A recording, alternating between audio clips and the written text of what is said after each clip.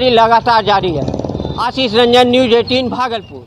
और चलिए आपको सीधे लिए चलते हैं दिल्ली, जहां हमारे साथ जुड़ चुके हैं बीजेपी के राज्यसभा सांसद सुशील कुमार मोदी जी और उनके साथ मौजूद हैं दिल्ली संवाददाता अमितेश। अमितेश, आज बिहार में रेड पड़ती हुई एक तरफ और सीधे तौर पर आरोप ये कि केंद्रीय जांच एजेंसियों का इस्तेमाल डराने और धमकाने के लिए किया जा रहा है।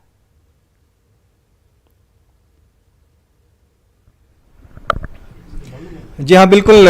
बिहार के पूर्व डिप्टी सीएम हमारे साथ मौजूद हैं सुशील मोदी। सुशील जी, आरोप यही है कि जांच एजेंसियों का इस्तेमाल किया जा रहा है बीजेपी के इशारे पर और वहां तमाम नेताओं को डराने के लिए, धमकाने के लिए किया जा रहा है। देखिए, कोई पहली बार थोड़ी छापा पड़ रहा है।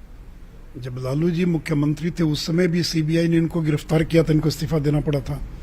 जब नीतीश जी मुख्यमंत्री थे तो भी उनके कार्यकाल में, उन्हीं के समय में 2 महीना पहले भोला यादव गिरफ्तार हुए। उस समय किसकी सरकार थी? तो इसका कोई संबंध नहीं कि वहाँ सरकार किसकी है।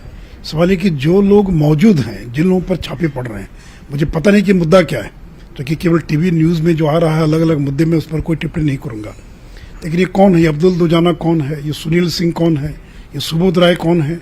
ये जो सारे लोग, ये जो करीम साहब हैं और कटिहार मेडिकल कॉलेज के जो प्रबंधक या सर्वे सर्वा हैं, इनके यहाँ तो 2013 में छापा पड़ा था और बिहार पुलिस ने छापा मारा जिसमें 2.5 करोड़ रुपया नगद जो है उनके घर से पकड़ा गया था। बाद में उनको जेल भी जाना पड़ा था। तो जितने लोगों के यहाँ छापा पड़ रहा वो नामी गिरामी इस प्रकार के लोग हैं, तो जिनका कि लालू परिवार से केवल संबंध नहीं है बल्कि प्राइवेट लिमिटेड कंपनी चलाती है। मिलकर ये लोग, जिसे व्यापार में बिजनेस पार्टनर होता है, ये सारे लोग कहीं ना कहीं लालू जी के पूरे व्यापार में, पूरे प्राइवेट लिमिटेड कंपनी के ये लोग प्रबंधक या मिलजुल कर व्यापार करते हैं। तो इसलिए जिनका भी नाम आ रहा, सुनील सिंह हो, क्या फैयाज साहब हो, करीम साहब हो, जो भी नाम, सुबोध राय हो, ये कौन लोग है? सब लोग। अब्दुल दुजाना, ये जो तेजस्वी का जो मॉल बन रहा था जिसमें IRCTC घोटाला में जो ये चार्जशीटेड हैं, उस मॉल को बनाने वाले कौन थे? यही तो थे, अब्दुल दुजाना। इन्हीं की कंपनी थी, जो कंपनी जो है उसका निर्माण कर रही थी। तो ये सारे लोग, अब सीबीआई ने लैंड फॉर जमीन के बदले, नौकरी के बदले जमीन का मामला है या कौन सा मामला, ये मुझे नहीं मालूम है। लेकिन ये सारे वो लोग हैं जो लालू के अवैध व्यापार में, उनके बिजनेस के अंदर ये कहीं न कहीं पार्टनर्स हैं लोग, और ये सब लोग मिलजुल कर ये राजद नहीं चलाते हैं, ये प्राइवेट लिमिटेड कंपनी चलाते हैं। इसलिए शायद इनके यहाँ छापा पड़ा। एक नाम देख रहा हूँ, सुभाष यादव। ये कौन है सुभाष यादव? ये बालू माफिया हैं जिन्होंने एक ही दिन में राबड़ी देवी के 3 फ्लैट को खरीदने का काम किया था। तो चाहे वो अब्दुल दुजाना हो, सुभाष यादव हो, करीम साहब हो, फैयाज साहब हो, और देखिए ना, राज्यसभा में 6 मेंबर हैं जनता दल, ये RJD के, और 6 में से मनोज झा को छोड़कर बाकी 5 लोग हैं। 2 लोग जेल जा चुके और 3 लोग हैं जो चार्जशीटेड अलग अलग मामलों के अंदर। तो इसलिए अब तो नीतीश जी को इसका जवाब देना, और ये सारे कागजात देने वाले तो जदयू के लोग हैं। हम लोग के पास तो कोई कागज भी नहीं था। जदयू के तमाम नेता आज जो अपने बगल में बैठाए हुए हैं राष्ट्रीय जनता दल के नेताओं को, यही लोग थे जिन लोगों ने सारे कागज सीबीआई ईडी को दिया। यही लोग थे जो बार बार कहते थे आप लोग मिल गए RJD से, कार्रवाई क्यों नहीं हो रही है?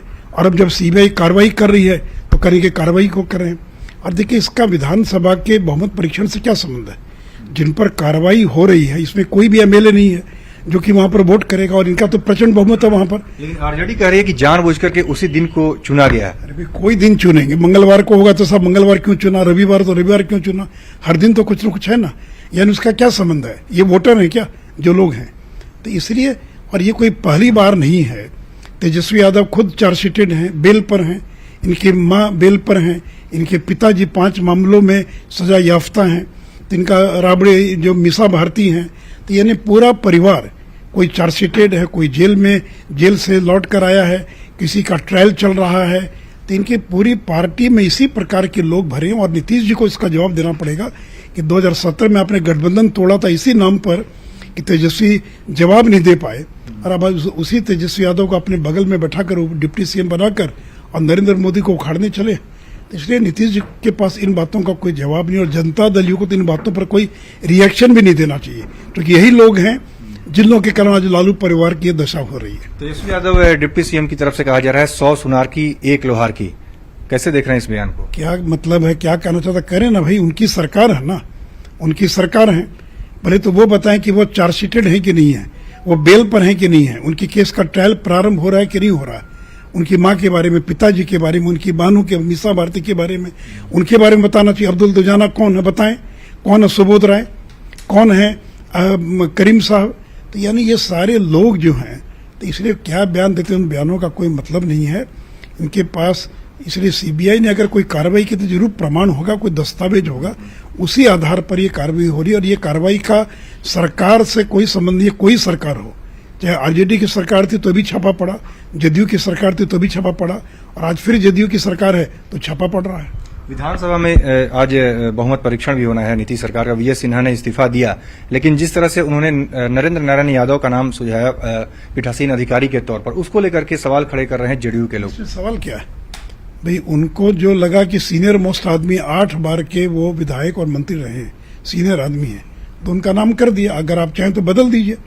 और देखिए विजय सिन्हा ने जिस बेहतरीन तरीके से आज जवाब दिया है, मुझे लगता है कि संसदीय इतिहास का जो सबसे बेहतरीन कुछ भाषण हो सकते हैं स्पीकर्स के, उसमें से एक भाषण है। उन्होंने सदन की मर्यादा को बरकरार रखा और अपने 17 महीने के कार्यकाल में विजय सिन्हा ने जो बेंचमार्क, जो एक लकीर खींच दी है, उस लकीर को पार करना बहुत मुश्किल होगा।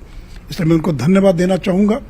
उन्होंने मजबूती से मुकाबला किया और उचित समय पर उन्होंने इस्तीफा दिया, क्योंकि कहीं ये संविधान नहीं कहता है केवल नोटिस मिलने पर कोई इस्तीफा दे देगा। बिल्कुल। राज्यसभा सांसद सुशील कुमार मोदी हमारे साथ जुड़े हुए थे, बहुत बहुत शुक्रिया।